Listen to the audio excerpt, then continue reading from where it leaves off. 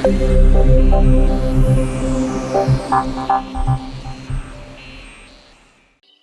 हमने माई सीक्वल किया था और माई सीक्वल के अंदर हमने अभी यूजर इंटरफेस के थ्रू सारा काम सीखा था। अब वही काम हम करेंगे बट एसक्यूएल क्वेरीज के थ्रू सारा काम करेंगे, क्योंकि हम अज्यूम कर रहे हैं कि कई ऐसे प्लेटफॉर्म्स होंगे जहां हमें काम करना होगा और वहां हमारे पास काम करने के लिए क्या नहीं होगा या क्या होगा कि हमारे पास यूजर इंटरफेस नहीं होगा। जैसे लाइनक्स सिस्टम पे हम काम करते हैं तो हमें पता होता है कि हमारे पास यार लाइनक्स पे काम करने के लिए जो यूजर इंटरफेस है वो नहीं है हमारे पास, क्योंकि लाइनक्स पे बहुत रेयरली आपके पास GUI एनवायरनमेंट मिलेगा। We have Red Hat Linux है तो वहाँ आपको GUI एनवायरनमेंट मिल जाएगा। अदरवाइज लाइनक्स पे जब हम काम करेंगे तो GUI एनवायरनमेंट नहीं मिलेगा। तो वो जो डेटाबेस का काम सारा है वो हमें सारा कमांड लाइन के थ्रू ही करना पड़ेगा। हम ये ज़ूम कर रहे हैं कि जैम्प हमारा जो सॉफ्टवेयर था हम उसी का यूज कर रहे हैं, बट उसमें हम वो application called PHP My Admin उसका यूज नहीं करेंगे। ठीक है ना, हमारे पास PHP My Admin हम उसका यूज नहीं करेंगे, हम ये ज़ूम कर रहे हैं। तो हमारे पास Apache MySQL सर्वर स्टार्टेड है।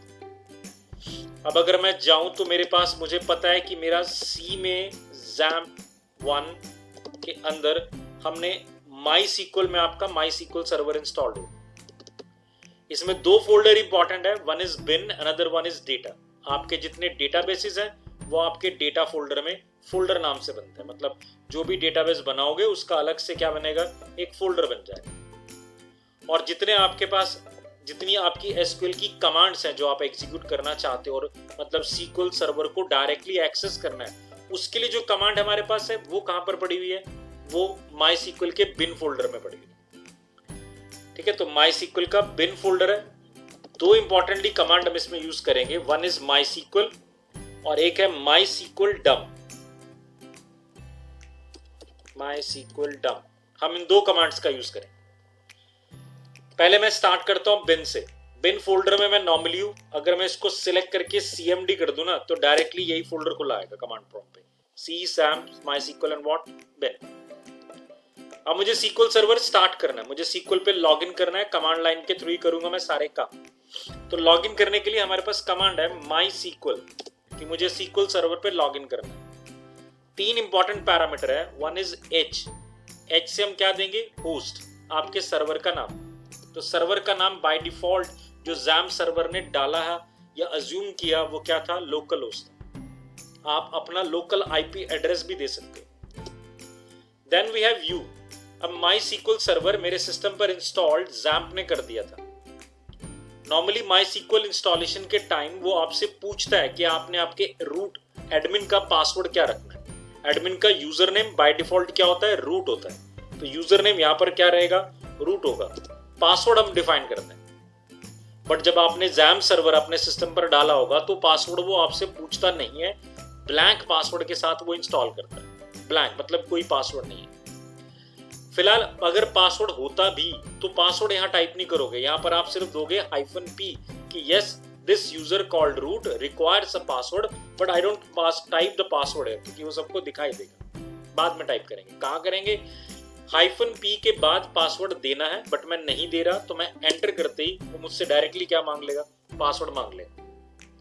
ना बाय डिफॉल्ट XAMPP सर्वर ने जो मेरे सिस्टम पर MySQL इंस्टॉल किया उसका पासवर्ड ब्लैंक है, तो मैं कुछ भी टाइप ना करके सीधा एंटर प्रेस कर देता हूँ, MySQL सर्वर स्टार्ट हो गया। ये MySQL का latest version called MariaDB start हुआ है। नन लिखा है, इसका मतलब है कि अभी तक आपने कोई डेटाबेस सिलेक्ट नहीं किया काम करने के लिए। हमारे पास कुछ छोटी छोटी कमांड्स होंगी जस्ट लाइक शो डेटाबेसेस। ये कमांड हमें बताएगा कि अब तक आपके पास कितने डेटाबेसेस बने हुए हैं, जो PHP My Admin में मुझे लेफ्ट साइड पे दिख रहा था। सो इफ आई से शो डेटाबेसेस तो मेरे पास लिस्ट आ गई। These all are what databases जो मेरे करंट सिस्टम के ऊपर क्या है बने हुए। मुझे अब नया डेटाबेस बनाना है तो आई विल से क्या है, क्रिएट डेटाबेस और आगे डेटाबेस का नाम। देखो हम अपने डेटाबेस के ऊपर यहां पर दो तरह की क्वेरीज फायर करवाएंगे। दो तरह की क्वेरीज कौन सी होती हैं, DDL that is called data definition language, जिसमें नॉर्मली बात जो की जाएगी वो किसके रिलेटेड होगी, स्ट्रक्चर के रिलेटेड होगी, कि डेटाबेस के स्ट्रक्चर के रिलेटेड बात की जाएगी। तो यहाँ पर 5 कमांड्स आपके पास नॉर्मली आती है, create, we have alter, drop, truncate and rename. ये 5 कमांड्स आपकी डीडीएल की आती है क्योंकि पांचों स्ट्रक्चर पे काम करती है।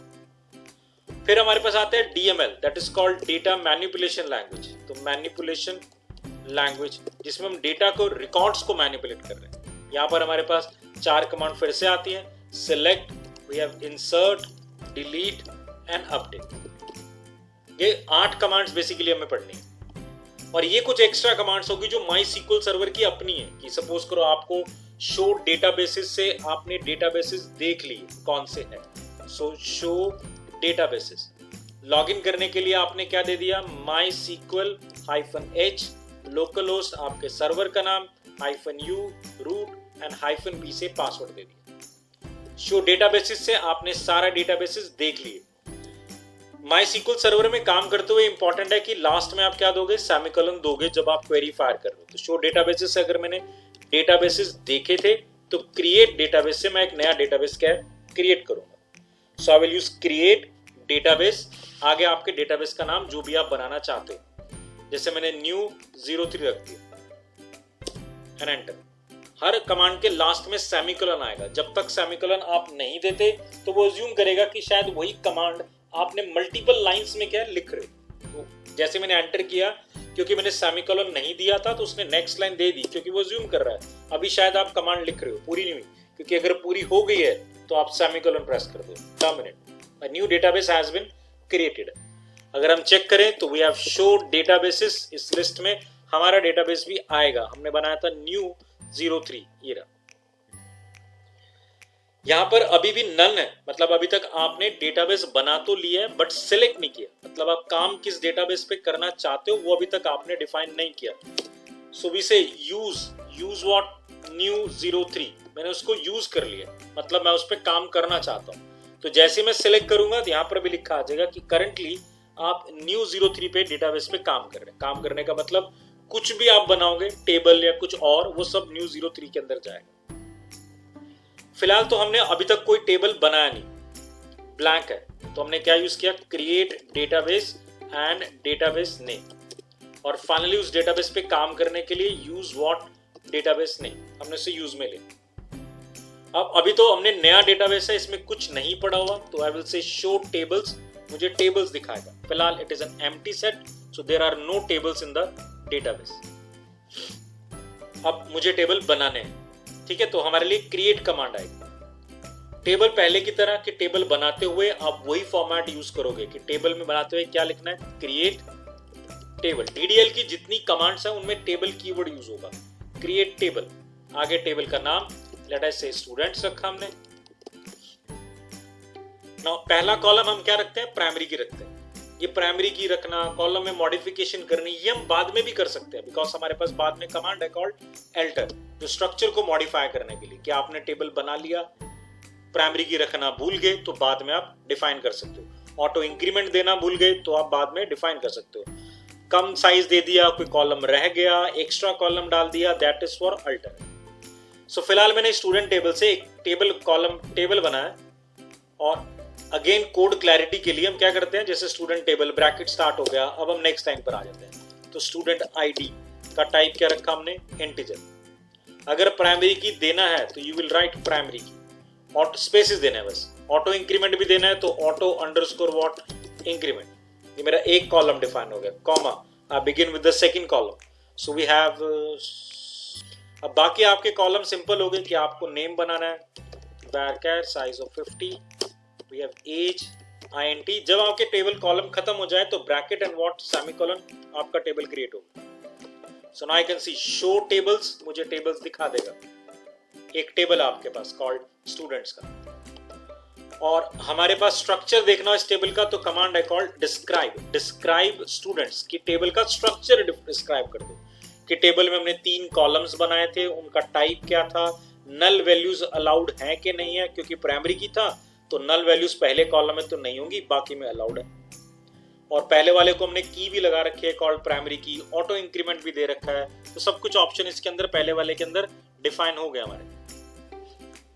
ठीक है, कल को कोई नया कॉलम ऐड करना हो then we use what, alter. तो इस तरह से टेबल क्रिएट होगा, टेबल बन गया, बाद में आपने उसमें कॉलम ऐड करना है तो we use what, alter. Alter से 3 काम होंगे, या तो एग्जिस्टिंग टेबल में एक नया कॉलम ऐड करना है, तो अल्टर टेबल कौन सा, स्टूडेंट्स, आई विल से ऐड, मुझे एक नया कॉलम ऐड करना है। ऐड करते हम कॉलम का नाम देंगे city and then varchar size of 50 दे देंगे। मल्टीपल कॉलम्स अगर ऐड करने हो तो कॉमा देके ऐड दे देना कि मुझे एक साथ 3-4 कॉलम्स ऐड करने हैं, एक ही ऐड करना था तो ऐड कॉलम का नाम, टाइप, विड्थ एंड सेमीकोलन। सो एक नया कॉलम डिफाइन हो गया। डिस्क्राइब स्टूडेंट से हम देख सकते हैं। अप एरो की से पिछली कमांड सारी आएंगी, जितनी कमांड आपने दी है पिछली कमांड सारी अप एरो की में पड़ी है। सो डिस्क्राइब स्टूडेंट्स के साथ अब हमारे पास सिटी नाम से कॉलम है varchar 50 का, ये तो हो गया, नया कॉलम ऐड कर दिया। फिर आता है एग्जिस्टिंग कॉलम को मॉडिफाई करना है, जैसे सिटी हमने या नेम हमने varchar 50 दिया, मुझे लगता है 200 का होना चाहिए, चेंज करना है इसको। सो हमारे पास कमांड वही है अल्टर, सो अल्टर टेबल कॉल्ड स्टूडेंट्स। फर्क क्या है, ऐड की जगह पर ऑप्शन आ जाएगा modify, I want to modify a column. ठीक है, कौन सा कॉलम करना है, हमें सिटी कॉलम करना है, सॉरी नेम कॉलम कर रहे थे हम, varchar साइज ऑफ व्हाट 100 कर दिया। ठीक है, तो अब आप डिस्क्राइब करके चेक करो आपके नेम का साइज क्या हो गया, 100 का हो गया, तो मॉडिफाई कर दिया हमने। सो ऐड एंड मॉडिफाई। थोड़ा सा ड्रॉप में फर्क है कि अल्टर टेबल मुझे सिटी कॉलम नहीं चाहिए, सो आप स्टूडेंट्स, यहाँ कीवर्ड क्या आएगा, ड्रॉप कॉलम आएगा, ड्रॉप कॉलम, और आगे कॉलम का सिर्फ नाम कि आपको सिटी कॉलम टेबल से ड्रॉप करना। तो अब आपके टेबल से वो कॉलम ड्रॉप हो गया। ठीक है, दोबारा से मैं ऐड कर देता हूं क्योंकि मुझे कुछ काम करना है। तो welcome students drop, sorry add city varchar size of 50, so I have describe. ठीक, ये तो हमारा हो गया कि आपने क्या किया, अल्टर कर लिया, 3 options, add, modify and drop. फिर दूसरी कमांड भी आपकी पास ड्रॉप। ड्रॉप का मतलब है पूरा टेबल ही आपने ड्रॉप करना, आपको टेबल ही रिक्वायर्ड नहीं। तो फिलहाल तो मेरे पास अगर देखूं तो मेरे शो टेबल्स में एक ही टेबल पड़ा हुआ है।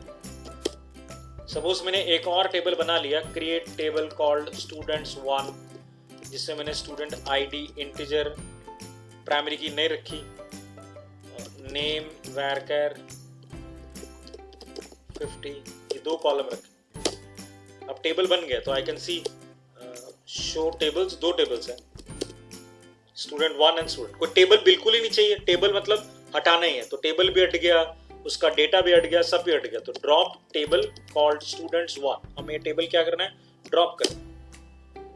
तो ये टेबल ड्रॉप हो गया। तो शो टेबल्स, अब अगर आप चेक करोगे तो we have only 1 table, students ही है सिर्फ। ठीक है, अब ये तो हो गया ड्रॉप। फिर ट्रंकेट कमांड बिल्कुल सिमिलर है, ट्रंकेट टेबल कॉल्ड स्टूडेंट्स। अभी फिलहाल इस कमांड का कुछ काम नहीं होगा क्योंकि ट्रंकेट का काम ही क्या है, टेबल के रिकॉर्ड्स को डिलीट करना, ताकि आपके पास सिर्फ क्या बचे, टेबल का स्ट्रक्चर। सपोज करो आपने टेबल में कुछ डमी डेटा डाला था, अब आपको वो नहीं चाहिए, तो सारा टेबल आप क्या करना चाहते हो, खाली करना चाहते हो, सिर्फ आपके पास क्या रह जाए, उसका स्ट्रक्चर रह जाए। तो ट्रंकेट टेबल का मतलब टेबल के सारे रिकॉर्ड्स को डिलीट करेगा। फिलहाल तो एक भी नहीं था, तभी वो कह रहा है 0 रोज अफेक्टेड। आपकी क्वेरी चलने के बाद टोटल 0 रोज अफेक्ट हुए क्योंकि एग्जैक्टली कोई रिकॉर्ड था ही नहीं। अगर होते तो 4 रिकॉर्ड होते तो लिखा आता 4 records affected because 4 record delete हो। And the last option in this DDL is called rename, का आपको टेबल का नाम चेंज करना है। तो टेबल ऑलरेडी आपके पास स्टूडेंट्स का बना हुआ है, तो you can use command called rename table called students 2, all students कर दिया। So now I can only see कि मेरे टेबल का सिर्फ क्या हुआ, नाम चेंज हो गया। ठीक है, ये 4 कमांड आपके पास आई DDL में, क्रिएट, अल्टर, ड्रॉप और ट्रंकेट। फिर आते हैं DML, that is called data manipulation language. इसमें भी 4 ही कमांड है, select, insert, delete and update. ये रिकॉर्ड्स के ऊपर है, पहले स्ट्रक्चर पे था, अब हम रिकॉर्ड्स पे काम करेंगे। तो सबसे पहले तो रिकॉर्ड में टेबल डालेंगे, तो मैं वापस से इसका नाम चेंज कर रहा हूं, तो rename table all students to students. अब मुझे डिस्क्राइब से पता लग गया कि एग्जैक्टली इसमें कितने कॉलम्स हैं, क्योंकि जब मुझे डेटा डालना है तो मुझे उतने कॉलम्स का डेटा पास भी करना है। सबसे पहली कमांड हमारी इंसर्ट की है कि टेबल में रिकॉर्ड इंसर्ट करना। इंसर्ट इनटू आपके टेबल का नाम, दैट इज कॉल्ड स्टूडेंट्स। अब स्टूडेंट्स के मुझे सभी टेबल्स में अगर डेटा डालना है, सभी कॉलम्स में अगर डेटा डालना है, तो क्या लिखूंगा? वैल्यूज। वैल्यूज ब्रैकेट में कॉलम्स की वैल्यूज डिफाइन कर दूंगा कि student ID 1, name is what Amit, character और डेट वैल्यूज सिंगल कोट्स में आएंगे, बाकी नॉर्मल आएंगे। Age is what 23, city is what Karnal, और मैंने इस डेटा को कमांड को लाइक करके सेव कर दिया। अब इसमें प्रॉब्लम सिर्फ ये रहेगी कि ऑटो इंक्रीमेंट में अगर सपोज मैं एक बार ट्राई करता हूँ, मैंने यहाँ पर डाल रहा हूँ एक और रिकॉर्ड, क्योंकि हमें पता है कि हमने कॉलम को ऑटो इंक्रीमेंट टाइप कर रखा हुआ है, तो नॉर्मली हम इसमें वैल्यू डालते नहीं, मतलब इस कॉलम में वैल्यू नहीं डालते। हम हमेशा डिफाइन करते हैं कि स्टूडेंट टेबल में एग्जैक्टली मुझे डेटा सिर्फ कहाँ डालना है? नेम, एज और व्हाट सिटी में डालना है। तो वैल्यूज में मैं सिर्फ नेम, एज और सिटी पास करूंगा, क्योंकि वो तीसरी जो है वो ऑटोमेटिकली वो क्या फेच कर लेगा? अपने आप उठा लेगा। ऑटो इंक्रीमेंटेड है तो वो अपने आप उठाएगा। अब इसमें ऑटो इंक्रीमेंट क्या हो गया? लास्ट वैल्यू के ऊपर बेस चला गया। लास्ट वैल्यू 10 थी, उसने 11 कर दी। थोड़ा अलग अलग डेटाबेस में अलग अलग होता है। मैं SQL सर्वर पे जा रहा था, SQL सर्वर में अलाउड नहीं होता कि जो आपका आइडेंटिटी स्पेसिफिकेशन कॉलम है उसमें डेटा डाल पाओ।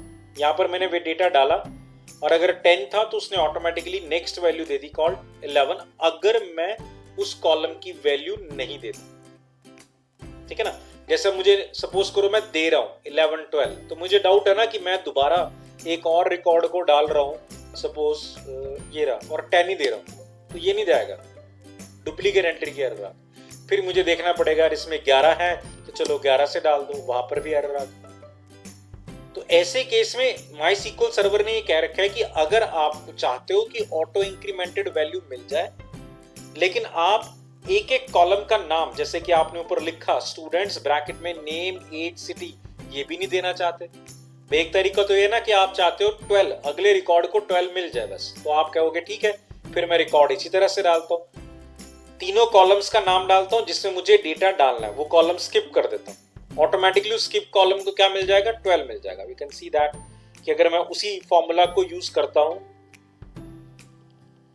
उसी मेथड को यूज करता हूं, insert into students name, age, city, define कर दिया कि मैं तीन ही कॉलम्स में डेटा डालना चाहता हूं। चौथे में जो कि स्टूडेंट आईडी था नहीं डाल रहा, तो एंटर करते ही हो गया, उस कॉलम में ऑटोमेटिकली क्या चला गया? 12 चला गया। बट इस केस में नुकसान यही था ना कि अगर मेरे टेबल में सपोज करो 10 कॉलम होते, एक प्राइमरी की थी, अब प्राइमरी की वाले में मुझे डेटा नहीं डालना क्योंकि वो ऑटो इंक्रीमेंट है, लेकिन मुझे यहाँ 9 कॉलम्स के नाम लिखने पड़ेंगे ना फिर। तो ऐसे केस में भी हम पिछला मेथड यूज कर सकते हैं, ये वाला। फर्क सिर्फ इतना है, हम अपनी तरफ से वैल्यूज देंगे नहीं। क्या दे देंगे उसे? नल दे देंगे। स्टूडेंट आईडी में मैंने अपनी तरफ से 10, 12, 15 नहीं डाला, क्या डाला? नल डाला, तो वो ऑटोमेटिकली अपने आप क्या है? 13 जो नेक्स्ट वैल्यू पॉसिबल होगी दे देगा। तो दो तरीके हो गए ऑटो इंक्रीमेंटेड वैल्यू में, या तो आप वैल्यू डालो फिर वो चेक करेगा कि इंक्रीमेंट मतलब क्या चल रहा है, नेक्स्ट टाइम वो ऑटोमेटिकली उससे एक आगे की ले लेगा। आप अगर डुप्लीकेट वैल्यूज डालोगे तो एरर दे देगा। या फिर आपने कहा कि मैं सिर्फ उन्हीं कॉलम्स को डेटा डालता हूं जिनमें मुझे डालना है, तो मैं कॉलम्स के नेम क्या है मेंशन कर दूंगा। यहाँ प्रॉब्लम ये थी कि अगर कॉलम्स ज्यादा हैं, सिर्फ एक ही कॉलम को स्किप करवाना है, तो आप सारे में डालो, उस एक कॉलम की वैल्यू आप क्या दे दोगे? नल दे दोगे। तो सिस्टम अपने आप आइडेंटिफाई कर देगा कि आपने नल दिया है, तो मुझे ऑटोमेटिकली इसको क्या देना है? इंक्रीमेंट देना है, क्योंकि ये प्राइमरी की कॉलम है, नल हो ही नहीं सकता। ये तो हो गया रिकॉर्ड इंसर्ट करने के बाद। अब इंसर्ट के बाद जो हमने अभी कमांड लिखी थी, यूज भी की है, that is called select star from students, की स्टूडेंट टेबल से रिकॉर्ड क्या किए? फेच किए। अब इसमें दो चीजें आती है सिलेक्ट क्वेरी में, प्रोजेक्शन एंड सिलेक्शन। सिलेक्शन का मतलब होता है कि आप कुछ रिकॉर्ड्स सिलेक्ट करोगे। अभी सिलेक्ट स्टार फ्रॉम स्टूडेंट्स का मतलब दिस स्टार, मतलब सारे रिकॉर्ड्स नहीं है। ये जो बात हो रही है star, that is called projection. Selection का मतलब होता है रिकॉर्ड सिलेक्ट करना, कि आपको कौन से रिकॉर्ड्स देखने हैं, और प्रोजेक्शन का मतलब होता है कौन से कॉलम देखने हैं। जैसे मुझे अभी सारे कॉलम दिख रहे हैं और रिकॉर्ड्स भी सारे दिख रहे हैं, क्योंकि ना तो मैंने सिलेक्शन लगाई और ना ही प्रोजेक्शन लगाई। सिलेक्शन नहीं लगाई, मुझे दिख रहा है, बट प्रोजेक्शन में मैंने क्या दिया, स्टार दिया। Star is what, selecting column. तो मैंने ये कह रखा है सारे कॉलम सिलेक्ट हो, वो अलग बात है, मैं लिख सकता हूं name comma age from what students. तो अभी भी सिलेक्शन मैंने नहीं की, रिकॉर्ड सारे आएंगे, बट प्रोजेक्शन मैंने की है, तो दिखाई क्या देगा, सिर्फ उनका नेम और एज ही दिखाई देगा। सो नेम एंड एज और प्रोजेक्शन सबकी। क्लियर हो गया ना?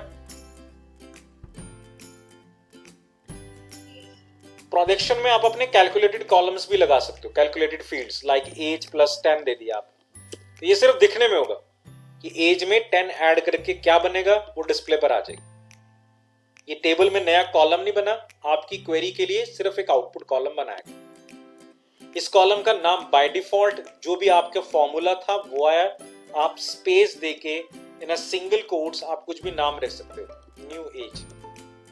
तो अब आपके उस कॉलम का नाम क्या आएगा, new age. So name age and what, new age. ये कंप्यूटेड कॉलम हो गया, और ये मल्टीपल टेबल से भी बनाया, मल्टीपल कॉलम से भी बनाया जा सकता है। जैसे हम कई बार कहते हैं fees plus tax equals to what, net amount. तो वो सब कुछ आपको डिस्प्ले करने के लिए या तो टेबल में कॉलम होना चाहिए, या सिर्फ आपने देखना ही है तो आप डायरेक्टली क्वेरी में भी क्या है उसे फायर करवा सकते हो। क्लियर है? ये प्रोजेक्शन था। और अब सिलेक्शन के लिए हम यहाँ पर क्या लगाते हैं, वेयर क्लॉज लगाते हैं। तो वेयर क्लॉज, कि मुझे रिकॉर्ड भी कौन से सिलेक्ट करने हैं मैं वो बताऊं। लाइक वेयर क्वेरी, आगे कंडीशन लिखी जाएगी, where name equals to what, character values again single quote में, where name equals to what Amit. तो मुझे वो रिकॉर्ड देखने हैं जिनका नाम क्या है, अमित है, सारे नहीं देखने। क्लियर है?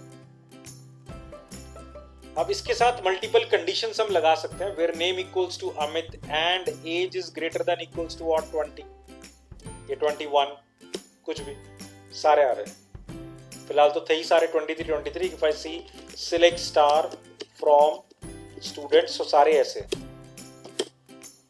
सारे करनाल के। मैं कुछ चेंज करता हूं, उसके लिए हम क्वेरी यूज करेंगे कॉल्ड अपडेट, कोई पर्टिकुलर रिकॉर्ड मॉडिफाई करना। अब अपडेट में हम क्या करते हैं, कोई पर्टिकुलर कॉलम का डेटा आपको मॉडिफाई करना है, तो आई विल से अपडेट स्टूडेंट्स सेट कॉलम की वैल्यू। तो कॉलम का नेम दो, से लेट अस से एज इक्वल्स टू 25 कर दो। अब किसका, comma city equals to Panipat कर दो, बट किसकी। अगर मैं इतने लिखूंगा तो सभी रिकॉर्ड्स की एज 25 और सभी रिकॉर्ड्स की सिटी क्या हो जाएगी, पानीपत हो जाएगी। बट मैं यहाँ पर क्या लगाऊंगा, कंडीशन, किसकी चेंज कर। अब अगर मैं चाहता हूं जिसका नाम अमित है उसकी रिकॉर्ड चेंज कर दो, तो फिर अमित तो 3 है। If I write name equals to what Amit, तो ये जिनका नाम अमित है उनका डेटा ये सेट कर देगा, और अमित के 3 रिकॉर्ड है, मतलब तीनों रिकॉर्ड मॉडिफाई हो जाएंगे। इसीलिए हम कहते हैं कि जब आपने रिकॉर्ड अपडेट करना है या डिलीट करना है, प्राइमरी की कॉलम होना चाहिए। मुझे पता है मुझे ये वाला रिकॉर्ड मॉडिफाई करना है, तो इसका आईडी क्या है, 1 है, तो आई विल से स्टूडेंट आईडी, प्राइमरी की को सिलेक्ट कर रहा हूं, आईडी इक्वल्स टू व्हाट 1। मुझे पता है ये एक ही होगा, एक ही रिकॉर्ड मॉडिफाई। कई बार होता है कि मेरे स्पेलिंग मिस्टेक हो गए, करनाल गलत जगह लिखा गया है, तो फिर मैं सारे रिकॉर्ड जिनका नाम ये है चेंज करना चाहता हूं तो आप लगाओ। बट आपने इंपॉर्टेंट ध्यान ये रखना है, अपडेट से पहले आप अपनी सिलेक्ट क्वेरी का वेयर क्लॉज का फिल्टर लगा लो। मतलब मैं यहाँ पर चेक कर लूं कि अगर मैं ये वेयर क्लॉज लगा रहा हूं, select star from students where student ID equals to what 1, इससे जितने रिकॉर्ड आएंगे ना ये सारे मॉडिफाई होंगे। मतलब तो मैंने ऊपर जो क्वेरी फायर की वेयर क्लॉज के बाद वाली, उसका मैंने सिलेक्ट फायर कर लिया, तो मुझे पता लग गया कितने रिकॉर्ड मॉडिफाई होंगे। अगर मैं ये कह रहा था कि where name equals to what Amit, तो मैंने क्वेरी फायर अपडेट नहीं किया, अपडेट से पहले मैंने क्वेरी फायर करके देख ली कि एग्जैक्टली अगर मैं ये क्वेरी फायर करता हूं तो कितने रिकॉर्ड अपडेट होंगे, ये 3 होंगे अपडेट। ठीक है ना? तो सिलेक्ट, तो इसका इंपॉर्टेंट है कि जब आप क्वेरी फायर कर रहे हो, अपडेट कर रहे हो, तो पहले सिलेक्ट क्वेरी से आप आइडेंटिफाई कर लो कि एग्जैक्टली कितने रिकॉर्ड मॉडिफाई होंगे। या फिर आप प्राइमरी की के ऊपर बेस कर रहे हो तो बात अलग है, क्योंकि उससे पता है कि एक ही रिकॉर्ड मॉडिफाई होगा, ये मॉडिफाई हो गया, अब मुझे ये वाला भी करना है 10 वाला, और 10 वाले में तो मुझे क्या चेंज करना है, उसका नेम भी चेंज करना है। तो आप इसे 10 का नेम भी मॉडिफाई कर देते हैं, name equal to what Rajesh कर दिए, तो आई कैन सी एक रिकॉर्ड और मॉडिफाई हो गया, अमित राजेश, सुमित सुमित एंड अमित अब भी है, ठीक है ना। वेयर क्लॉज जब हम सिलेक्ट के ऊपर जा रहे थे प्रोजेक्शन, तो हम यहाँ पर लगा सकते हैं वेयर। पहले मैं एक और रिकॉर्ड मॉडिफाई कर देता हूँ। सपोज 13 वाले को मैंने मॉडिफाई कर दिया, नाम मैंने उसका संजय डाल दिया,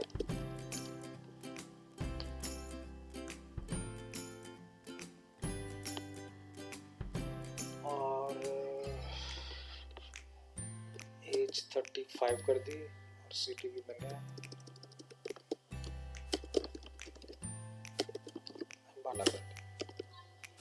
कुछ रिकॉर्ड अलग अलग पड़े हो। अब सिलेक्ट क्वेरी में देखो हमारे पास क्या था, where name equals to Amit, और we can say city equals to what, Karnal. तो मुझे वो रिकॉर्ड देखने हैं जिनकी सिटी क्या है, करनाल, ठीक है, और एल्स पानीपत में दोनों रिकॉर्ड की, ठीक है। मल्टीपल कंडीशन भी ले सकते हैं, where city equals to what, Karnal, and अभी तो खैर मेरे पास है ही नहीं, age is greater than equal to what, कुछ और लगाना हो 34, तो वो रिकॉर्ड्स जिनकी एज 24 से बड़ी है, and city also what, Karnal है, तो एंड में एंड डी ऑपरेटर लगता है, और ऑपरेटर भी लगा सकते हैं, एंड में मल्टीपल ऑपरेटर भी लगते हैं, ये भी ध्यान रखना पहले। Where age greater than equals to what, let us say 25, and age less than equals to what, 35, तो वो रिकॉर्ड आ जाए। और अगर आपका ये एज कॉलम जैसे न्यूमेरिक के ऊपर लगा हुआ है, दोनों में क्या है, एज ही लगा हुआ है एंड ऑपरेटर, तो you can simplify this statement by select star from students where age between 25 and what, 35, ठीक है। तो बिटवीन ऑपरेटर भी लग जाएगा, न्यूमेरिक्स पे लगता है अगर एक ही कॉलम पर है, greater than and less than की जगह पर आप बिटवीन ऑपरेटर लगा सकते हो। ऐसी सिटी इक्वल्स टू में अगर मैं सिटी कह रहा हूं, मुझे देखना है city equals to what, Karnal as well as Panipat, दो के रिकॉर्ड देखने हैं, और I will say city equals to what, Panipat, तो मैंने दोनों रिकॉर्ड देखने थे, तो मैंने इस तरह से लिख दिया, आ गए मेरे पास। और इसी का शॉर्टकट है कि वेयर सिटी इन, और ऑपरेटर एक ही कॉलम के ऊपर लगा हुआ है, तो बार बार लिखने की बजाय वेयर सिटी इन आप सीधा वैल्यूज पास कर दो। So we have Karnal, comma, Panipat, सारी दे दी, ठीक है। तो आउटपुट सेम है, और ऑपरेटर विद इन लगा दो, एक ही बात है।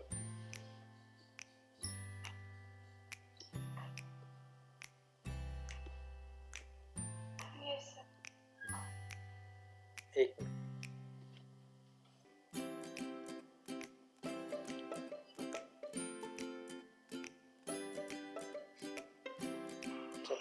क्लियर हो गए। अब ऐसी डिलीट की कमांड है, डिलीट फ्रॉम स्टूडेंट्स, तो टेबल से सारे रिकॉर्ड डिलीट कर देगा। It is equivalent to what, truncate. Truncate और डिलीट में यही फर्क है कि ट्रंकेट के साथ कंडीशन नहीं लगती, डिलीट के साथ कंडीशन लग जाती कि where city equals to what, Ambala, मुझे वो वाला रिकॉर्ड डिलीट करना। अगेन यहाँ पर भी डिलीट करने से पहले क्वेरी कर फायर करके देख लेना कि एग्जैक्टली क्या डिलीट हो रहा है।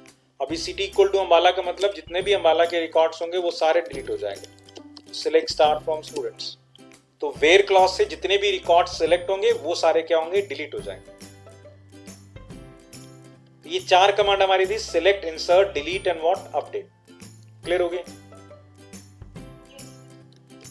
अब दूसरे दो ऑप्शन थे कि हमें डेटाबेस का, एक कल हमने बैकअप लिया था, उसमें हमने क्या किया था, phpMyAdmin में डेटाबेस को एक्सपोर्ट कर दिया था, हमें SQL फाइल मिल गई थी।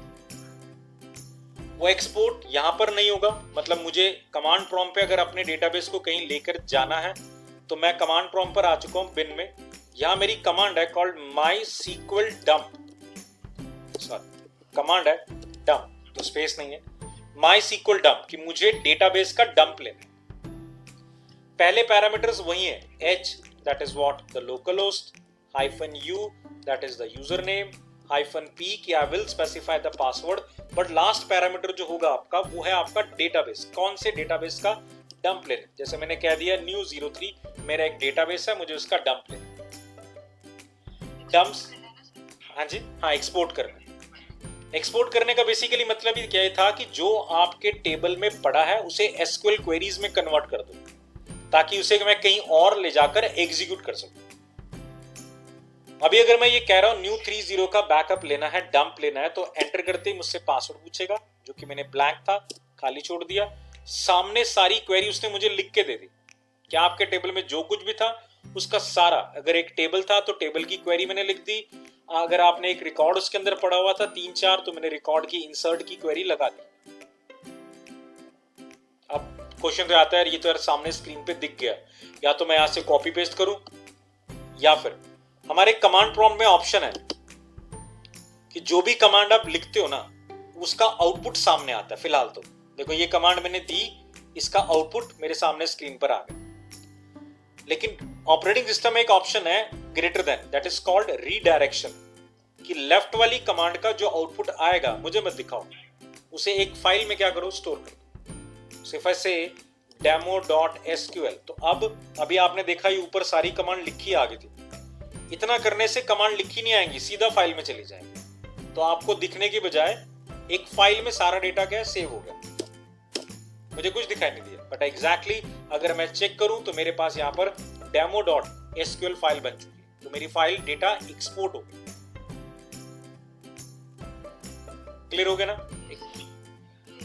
फिर आता है इसे इंपोर्ट करना है। कमांड प्रॉम्प्ट है तो इंपोर्ट कैसे करना है, मैं इसे अपने डायरेक्टरी में रख रहा हूं, मैंने सी में इंटेल में रख दिया। डायरेक्टरी में इसलिए रखा है क्योंकि एक्सपोर्ट इंपोर्ट करते हुए मुझे पाथ देना है, तो मैंने अपने पास रख लिया तो ज्यादा लंबा पाथ ना देना पड़े ना मुझे।